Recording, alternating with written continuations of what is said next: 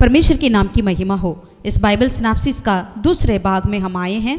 Exodus Bible की दूसरा किताब की विभाजन को हम देखेंगे, सारांश को हम देखेंगे। निर्गमन की पुस्तक पुराना नियम के सेप्तुअजिंट अनुवाद से निर्गमन शब्द निकला है। एक्सोडस अर्थ निकल जाना, बाहर जाना। एक्सोडस पद लूका 9:31, दूसरा पत्रस 1:15 में मृत्यु के अर्थ के साथ उपयोग किया गया है। अतः ये पद इज़राइल के मिस्र में से गमन से अधिक मेमने की मृत्यु के द्वारा छुटकारे को महत्व देता है।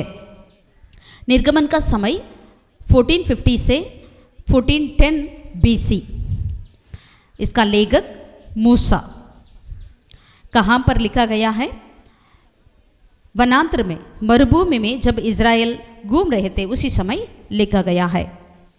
विषय सार उत्पत्ति 12 और 14 अध्याय में परमेश्वर के द्वारा अब्राहम को दिए गए वायदे के पूर्तिकरण के रूप में मिस्र में से इज़राइलियों का छुटकारा ही मुख्य विषय है। इज़राइल राष्ट्र को आरंभ, व्यवस्था का दिया जाना, व्यवस्थित रूप से आराधना की शुरुआत ही इस पुस्तक की कुछ विशेषताएं हैं। परमेश्वर का प्रकाशन ही सबसे प्रमुख विषय है। वह इतिहास को नियंत्रित करता है, नए नाम से प्रकट होता है, वाचा के संबंध का सबसे बड़ा अधिकारी, विश्वास योग्य छुड़ाने हारा, अपने लोगों का न्यायी, सर्वोपरि लेकिन अपने लोगों के बीच में वास करने वाला इत्यादि प्रकार से परमेश्वर प्रकट होता है। प्रमुख पद अध्याय 6 का 6 आयत और अध्याय 19 का 5 और 6 आयत। प्रभु यीशु मसीह को हम अपना फसक का मेमने के रूप में देख सकते हैं। विषय विभाजन। इस निर्गमन की किताब को 2 भाग हम कर सकते हैं। इज़राइल का छुटकारा पहला अध्याय से लेकर 18वें अध्याय तक, इज़राइल की सिनाई पर्वत पर 19वें अध्याय से लेकर 40वें अध्याय तक।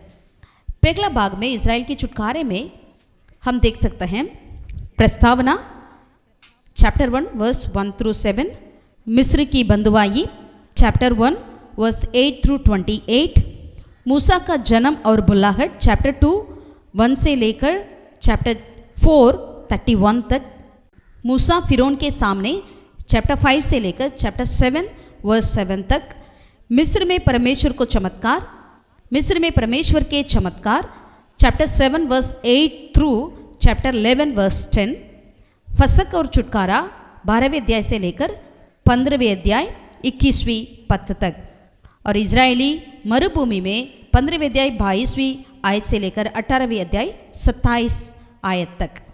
ये पहले भाग में आ जाती है। दूसरे भाग में इजरायली सिनाई पर्वत में, सिनाई में 19वीं अध्याय से लेकर 40वीं अध्याय तक देख सकते हैं।